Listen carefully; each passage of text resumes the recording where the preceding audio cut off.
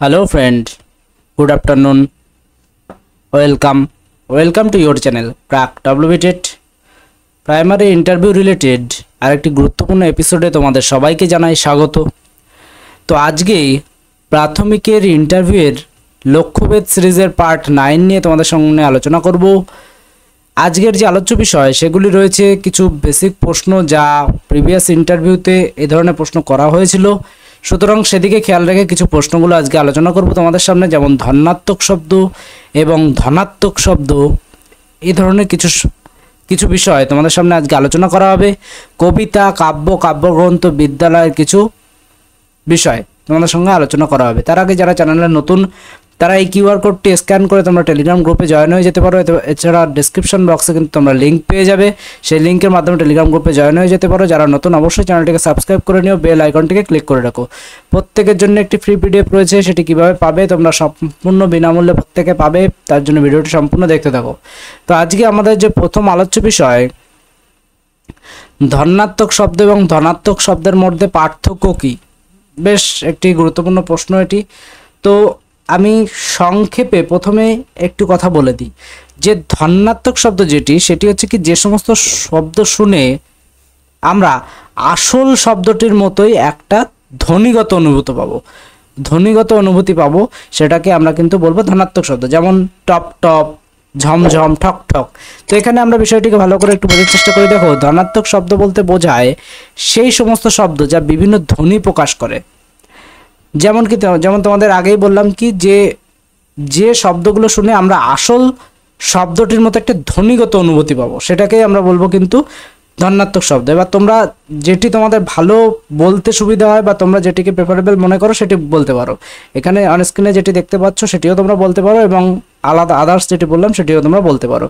যেমন জানালার কাচ ঝনঝন করে ভেঙে পড়লো। দেখো, ধনাত্মক শব্দ কাকে বলে কাউকে জিজ্ঞাসা করা হলো, সে এটুকু উত্তর দিল যে ধনাত্মক শব্দ বলতে বোঝায় সেই সমস্ত শব্দ যা বিভিন্ন ধ্বনি প্রকাশ করে। তাহলে কিন্তু উত্তরটা কমপ্লিট হলো না, সাথে সাথে একটি উদাহরণ দিতে হবে। যেমন জানালার কাচ ঝনঝন করে ভেঙে পড়লো, এই বাক্যে কিন্তু এই যে ঝনঝন করে যে কাচ ভেঙে পড়ার যে শব্দটি বর্ণনা করেছে অর্থাৎ ঝনঝন, এটি কিন্তু এই ধনাত্মক শব্দের উদাহরণ। এরকম কিন্তু রয়েছে আরও সনসন, টিপ টিপ, ঠক ঠক, টপ টপ, ভৌ ভৌ, ঠুং ঠুং, এইগুলো কিন্তু এই ধনাত্মক শব্দের উদাহরণ হয়ে যাবে। এটি ধনাত্মক শব্দই রয়েছে। ধনাত্মক শব্দের আরেকটি উদাহরণ তোমরা এখানে পেয়ে যাচ্ছ, যেসব শব্দ বাস্তব ধ্বনির অনুকরণে তৈরি হয়েছে অথবা বাস্তব ধ্বনির মতো দোতনা না দিলেও আসল কোনো বিশেষ ভাগকে প্রকাশ করে তাকে ধনাত্মক শব্দ বলে। তো এটিও কিন্তু ধনাত্মক শব্দেরই একটি এক্সাম্পল আলাদাভাবে দেওয়া রয়েছে। তোমাদের যেটি ভালো মনে হবে তোমরা সেটিকে কিন্তু বলতে পারো। এরপরে এইটি রয়েছে কিন্তু ধনাত্মক শব্দ। ধনাত্মক শব্দ কি? ধনাত্মক কথার অর্থ হলো শূন্য থেকে অধিক, যেমন ইংরেজিতে যাকে বলে পজিটিভ। ধনাত্মক কোনো রাশির মান বা সংখ্যার ধারণা দেয়, যেমন +3, +7, এগুলি হলো ধনাত্মক সংখ্যা। যেমন তোমরা কিন্তু সংখ্যারেখা জানো যে সংখ্যারেখার এরকম মিডিল বরাবর থাকে কিন্তু 0 বিন্দু, এবং তার ডান দিক বরাবর যে সংখ্যাগুলি থাকে সেগুলি কিন্তু ধনাত্মক শব্দ, যেমন 1, 2, 3, 4 ...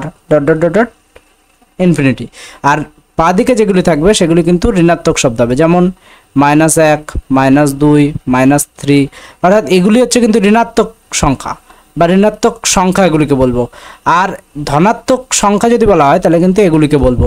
তাহলে দুটির মধ্যে পার্থক্য বুঝতে হবে, একটি হচ্ছে ধনাত্মক শব্দ আর একটা কিন্তু হচ্ছে ধনাত্মক সংখ্যা, দুটো কিন্তু আলাদা, যেটি কনফিউশন সৃষ্টি করতে পারে ইন্টারভিউতে, এবং করেছেও প্রিভিয়াস ইন্টারভিউতে, তাই এটি ক্লিয়ার করে দেওয়া। সবই কিন্তু এগুলি সবই জানো যে তোমরা ধনাত্মক কোনটি অবশ্যই প্রত্যেকেই জানো, কিন্তু এই যে ইন্টারভিউ রুমে কিন্তু এই ধরনের মানে চিন্তার বসে বা তোমাদের স্ট্রেসে বসে কিন্তু ভুলগুলি হয়ে বসে, তো সেগুলি খেয়াল রাখতে হবে। অর্থাৎ কি বলবে, অন্যদিকে ধনাত্মক কথার অর্থ হচ্ছে 0 থেকে অধিক, যাকে ইংরেজিতে বলে পজিটিভ। ধনাত্মক কোনো রাশির মান বা সংখ্যার ধারণা দেয়, যেমন +3, +7, এগুলি হচ্ছে ধনাত্মক সংখ্যা। তোমরা এভাবে কিন্তু বলে দিতে পারো। নেক্সট প্রশ্ন চলে আসি, কবিতা কাকে বলে? তো কবিতা কাকে বলে একটু দেখা যাক। হচ্ছে শব্দ প্রয়োগের ছান্দসিক কিংবা অনিবার্য ভাবার্থের বাক্যবিন্যাস, যা একজন কবির আবেগ, অনুভূতি, উপলব্ধি ও চিন্তা করার সংক্ষিপ্ত রূপ, এবং তা অত্যাবশ্যকীয়ভাবে উপমা, উৎপ্রেক্ষা, চিত্রকল্পের সাহায্যে আন্দোলিত সৃষ্টির উদাহরণ। তো খুব একটু জটিল হয়ে যায় বিষয়টি এই সংজ্ঞাটি বলা। তো তোমরা এভাবে কিন্তু বলে দিতে পারো কোনো বিষয়কে ছন্দবদ্ধভাবে উপস্থাপন করাকে কিন্তু কবিতা বলে। আরও একটি ভাবে কিন্তু তোমরা বলতে পারো যে কবিতা, এভাবে তোমরা বলতে পারো কবিতা হলো এমন এক ধরনের সাহিত্যকর্ম যেখানে ভাব, অনুভূতি, কল্পনা ও অভিজ্ঞতার সুন্দর সঙ্গীতময় ও ছন্দবদ্ধ ভাষায় প্রকাশ করা হয়। এই সংজ্ঞাটিও কিন্তু তোমরা বলতে পারো যে কবিতা সংজ্ঞা। যদি মনে রাখতে না পারো একান্ত এটি বলবে, এবং যদি পারো এটি বলতে পারো, এবং 3 নম্বর আরেকটি যেটি বলে দিলাম সেটিও কিন্তু তোমরা বলতে পারো। তাহলে 3 নম্বর সংজ্ঞা যেটি সেটি এইভাবে বলতে পারো, কবিতা হলো এমন এক ধরনের সাহিত্যকর্ম যেখানে ভাব, অনুভূতি, কল্পনা ও অভিজ্ঞতার সুন্দর সঙ্গীতময় ও ছন্দবদ্ধ ভাষায় প্রকাশ করা হয়, সেটিকে আমরা কবিতা বলবো। তো এইভাবে কিন্তু বলে দিতে পারো। তো তোমরা প্রত্যেকেই জানো যে আমাদের 3টি পিডিএফ আছে, পিডিএফ 1, পিডিএফ 2, পিডিএফ 3। ইন্টারভিউ প্রিপারেশনের জন্য পিডিএফ 1, 2, 3 তিনটি খুবই উপকারী। কোন পিডিএফে কি কভার করা হয়েছে তোমরা এখানে দেখতে পাচ্ছ, একবার স্ক্রিনশট নিয়ে দেখে নিতে পারো অথবা ভিডিও পজ করে দেখে নিতে পারো। 3টি পিডিএফ, মোট 480টি পেজ রয়েছে।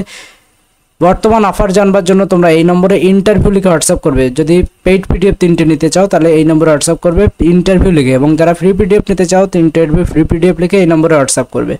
প্রত্যেকটি পিডিএফ যে ফ্রি পিডিএফটি রয়েছে সেটা কিন্তু পাসওয়ার্ড প্রোটেক্টেড রয়েছে। এই পাসওয়ার্ডটি তোমরা কোথায় পাবে তার জন্য তোমরা প্লেলিস্ট অপশানে চলে যাও। আমি তোমাদের দেখিয়ে দেওয়ার চেষ্টা করছি। এরকম প্লেলিস্ট যে অপশান আছে সেই প্লেলিস্ট অপশানে তোমরা চলে যাবে। এখানে ইন্টারভিউ পিডিএফ বুক নামক যে প্লেলিস্ট আছে এই জায়গায় তোমরা দেখে নেবে যে কিভাবে পিডিএফটি অ্যাক্সেস করতে পারবে। তো চলে যাই পরবর্তী যে প্রশ্ন আছে সেই দিকে। পরবর্তী যে প্রশ্ন আছে যে বিদ্যালয়ে পড়াশোনার পাশাপাশি আর কোন সহপাঠক্রমিক কার্যাবলী করা যেতে পারে? ভেরি ইম্পর্টেন্ট একটি প্রশ্ন। তো পড়াশোনার পাশাপাশি অন্য কোন সহপাঠক্রমিক কার্যাবলী, এই ধরনের প্রশ্ন যেন কোনোভাবেই না পারা না হও।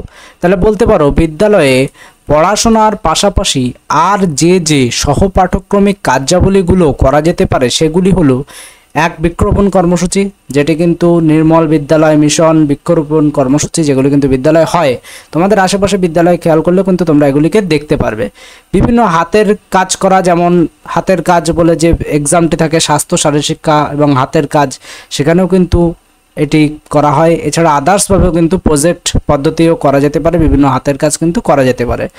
ছড়া লেখা প্রতিযোগিতা করা যেতে পারে। এগুলি করলে কিন্তু ছাত্রদের মধ্যে আকর্ষণীয় ব্যাপারটি আসে, একঘেয়েমিতা কিন্তু কাটে। বিভিন্ন মনীষীদের জন্মদিনে বিভিন্ন কর্মসূচি পালন, তোমরা তো এগুলি জানো, যেমন ঈশ্বরচন্দ্র বিদ্যাসাগরের জন্মদিন উপলক্ষে কিন্তু এই বিশেষ দিনগুলি পালন করা হয়। আরও যে বিষয়গুলি রয়েছে এপিজে আব্দুল কালাম, এছাড়া মহাত্মা গান্ধীর জন্মদিন, শিক্ষক দিবস, এগুলি প্রত্যেকটি দিবস কিন্তু বিদ্যালয়ে খুব গুরুত্ব সহকারে পালন করা হয়। বসে আঁকো প্রতিযোগিতা, এগুলি করলেও কিন্তু শিক্ষার্থীদের মধ্যে একটি আকর্ষণীয় ব্যাপার কিন্তু কাজ করে। তাহলে সহপাঠক্রমিক কার্যাবলী কিন্তু এগুলি করা যেতে পারে।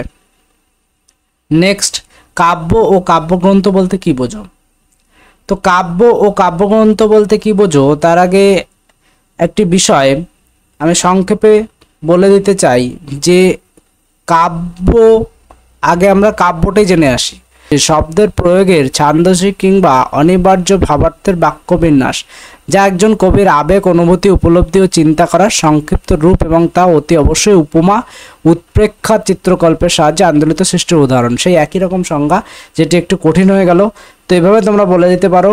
আমি তোমাদের আগেও বলেছি কাব্য হলো এমন একটি সাহিত্যরূপ যেখানে মানুষের ভাব, অনুভূতি, চিন্তা, কল্পনা ও অভিজ্ঞতাকে ছন্দ, রূপক, অলঙ্কার ও রসের মাধ্যমে সুন্দরভাবে প্রকাশ করা হয়।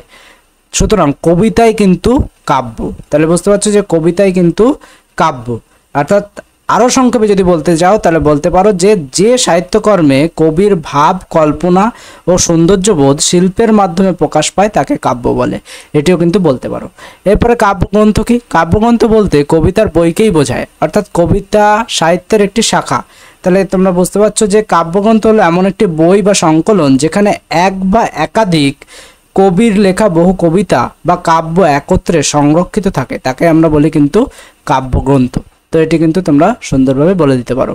তো এই ছিল কতগুলি প্রশ্ন তোমাদের সামনে ক্লিয়ার করার চেষ্টা করলাম। আরও পরবর্তী এপিসোডগুলিতে আরও প্রশ্ন আলোচনা করা হবে। তোমাদের কাছে যদি নতুন কোনো বিষয়ে প্রয়োজন হয় তোমরা অবশ্যই কমেন্ট করো, আমরা সেই বিষয়ে ভিডিও আনার চেষ্টা করব। ভিডিওটি দেখার জন্য অসংখ্য ধন্যবাদ।